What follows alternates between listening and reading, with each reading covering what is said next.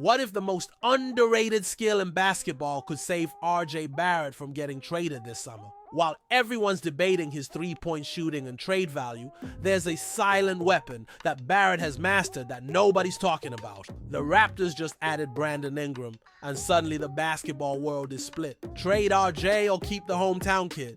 But there's an ancient basketball art that could make this entire debate meaningless, and most fans don't even notice when it's happening. What's up, Raptors Nation? Quick Court coming in hot with another deep dive for all you basketball junkies out there. Hope you're all crushing it today, rocking that red and black, and ready to get your mind absolutely blown. How exactly does a 24-year-old wing who's been in trade rumors for months suddenly become the perfect complementary piece to Brandon Ingram and Scottie Barnes? Drop your predictions down in the comments right now, because I've been studying the film and connecting dots that nobody is talking about yet. Seriously, stick around until the end, because I'm about to break down a cutting pattern that will absolutely transform how you see Barrett's role in this championship core. Let's start with the elephant in the room. RJ Barrett has been the subject of constant trade speculation throughout the 2024-25 season. With Toronto sitting above the luxury tax and Barrett being extension eligible, many fans have written him off as a salary dump waiting to happen. But here's what everyone's missing. Barrett just had the best season of his NBA career. Over his 58 games played in the 2024-25 season, Barrett posted career highs, 21.1 points, 6.3 rebounds, 5.4 assists on 46.8% shooting from the field. For the first time in his career, he won his minutes with a probably 9.3 on-off differential in over 3,000 minutes. These aren't empty stats on a bad team. This is legitimate NBA impact. But wait, are you seeing what I'm seeing with the Brandon Ingram acquisition? Because this changes everything about how Barrett fits into Toronto's future.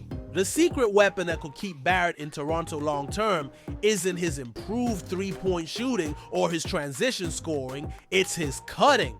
And I'm not talking about just any cutting. I'm talking about elite-level system-breaking cutting that ranked in the 72nd percentile during his first 32 games with the Raptors in 2023-24. Here's the mind-blowing stat. Barrett generated 1.4 points per possession on over 60 cuts in just 32 games for Toronto.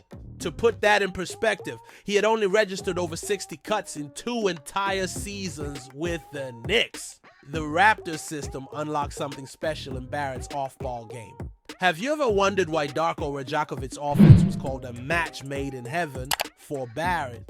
Because those slanted actions, curling drives off the weak side, and empty side dribble handoffs perfectly complemented Barrett's downhill driving ability.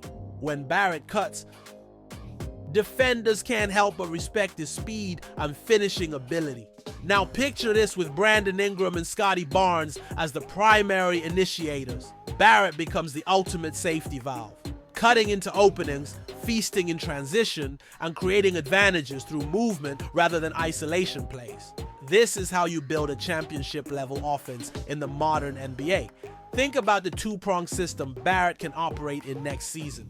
First, working off spot-ups and cuts in the starting unit alongside Ingram and Barnes, shooting a sustainable percentage on catch-and-shoot threes. Second, dominating transitional lineups against bench units where he can sharpen his on-ball creation skills. But here's what makes Barrett's cutting so devastating. It's not just about getting open looks. When Barrett cuts hard to the rim, it forces help defenders to rotate, creating open shots for Ingram and Barnes on the perimeter. This is basketball synergy at its finest. What do you think? Does this cutting mastery change how you view Barrett's trade value? Because I'm telling you, smart teams don't trade away elite cutters who can score 20+ points per night. The injury-riddled 2024-25 season actually worked in Barrett's favor for development. With limited lineup consistency, the presumed starting five only played 107 minutes together all season. Barrett had to adapt his game constantly. This forced evolution in his cutting reads and off-ball movement. Let's talk about the Brandon Ingram factor for a second. Ingram agreed to a 3-year, $120 million extension before even playing a game for Toronto. That's not just confidence in Ingram. That's confidence in the core they're building around him, Barnes, and yes, Barrett, with Ingram handling primary creation duties and Barnes operating as the versatile do-everything star. Barrett's role becomes crystal clear: be the ultimate glue guy who can cut, shoot, and create advantages through movement. This isn't settling for a lesser role, this is evolution. Remember, Barrett excelled as one of the top 5 fast break scorers in the NBA last season. Only Giannis and LeBron and Barrett finished top 5 in fast break points and top 20 in points in the paint. That's elite company, and it showcases Barrett's ability to impact winning in multiple ways. The cutting mastery also solves Barrett's biggest weakness, his inconsistent pull-up jumper. When you're cutting hard to advantageous positions, you don't need to create difficult shots off the dribble. You're getting quality looks in rhythm, which is exactly what Barrett needs to maintain his improved shooting percentages. What's your prediction for Barrett's role next season? Are you buying into the cutting revolution, or do you still think he should be traded? But here's the clincher. Bobby Webster himself said the Raptors are strategically hoping for lottery luck while focusing on young players and assessment. Barrett, at 24 years old, still fits that timeline perfectly, especially if he's evolved into an elite complementary piece rather than a primary option. The hometown kid narrative writes itself.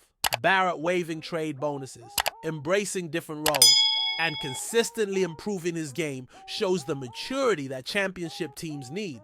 This isn't about individual accolades, it's about winning basketball. And let's be real about the luxury tax situation. With smart roster construction and Barrett's reasonable contract compared to max players, the Raptors can build a competitive core without breaking the bank. Sometimes the best moves are the ones you don't make. So here's my bold prediction. Barrett's cutting evolution makes him untradeable. Not because his contract is bad, but because his skill set is too valuable to this specific system under Darko Rajakovic. Elite cutters who can also create, defend multiple positions, and score 20+ points don't grow on trees. The next time you watch Barrett play, don't just focus on his scoring numbers. Watch his movement off the ball, his timing on cuts, and how his gravity creates advantages for teammates. That's championship level impact that doesn't always show up in the box score. Look, the Brandon Ingram trade changed everything about how we should view Barrett's future in Toronto. This isn't about choosing between players, it's about building the perfect complementary core around multiple stars.